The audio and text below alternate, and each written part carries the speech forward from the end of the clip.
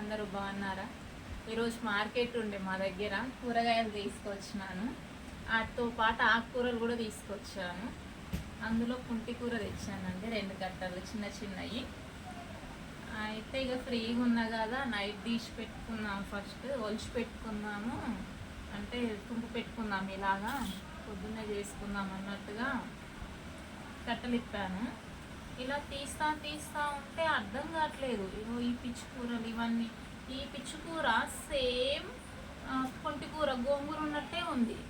నేను అసలు కొంచెం తుని చల్లేసిన, వేసేసిన తర్వాత ఏంటబ్బాయి తేడా ఉందని చూసి ఇది పిచ్చి కూర, నిజంగా పిచ్చి కూర.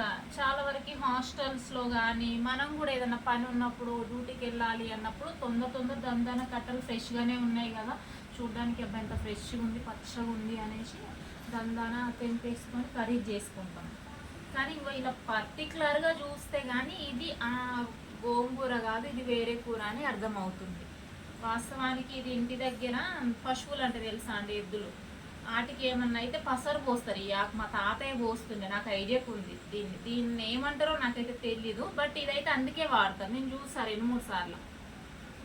ఇదైతే నార్మల్గా ఎక్కడ పడితే అక్కడ మొలుస్తుంది. ఇది ఎక్కువ ఇప్పుడు ఏం చేస్తారంటే వరిసేను వేసే ముందు, వరిసేను అంటే తెలుసుగా, వడ్లు, అది వేసినప్పుడు జస్ట్ పొలాలలో చల్లుతారు అన్నట్టు గింజలు.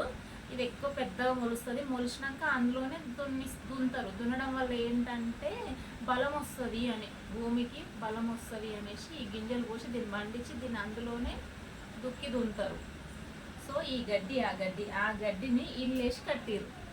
చూడండి ఎలా ఉందో పరిస్థితి. కట్టలు లావు కనిపించడం కోసం ఇలా కట్టుంటారు. నాకు తెలిసి మిస్టేక్లో వచ్చిందంటే 1-2 చిన్న కట్టలు ఇట్లా, ఈ చిన్న కట్టలనే 4-5 వస్తాయి. మిస్టేక్ అయితే కాదు కదా, కావాల్సి అంటే కట్ట మరింత లడ్డుకు కనిపించాలి అని చెప్పి ఇలా కట్టారు. సో వాళ్ళ తప్ప అనేది కాదు, కానీ ఇక మనం వంటలు చేసుకునేటప్పుడు ఫ్రెష్గా ఉంది కదా, చూడడానికి బాగుంది కదా అని దందన కట్ చేసేసుకొని కర్రీ చేసుకోవద్దు. కొంచెం లేట్ అయినా పర్లేదు, టైం పట్టినా పర్లేదు, ఇలా విప్పదీసి కట్టలు విప్పి ఇగో చూడండి, ఇందులో ఇంకొకటి ఇలాగా ఫ్రెష్గా దీన్ని డివైడ్ చేసుకొని కర్రీని తుంపుకొని మీరు కర్రీ ప్రిపేర్ చేసుకోండి.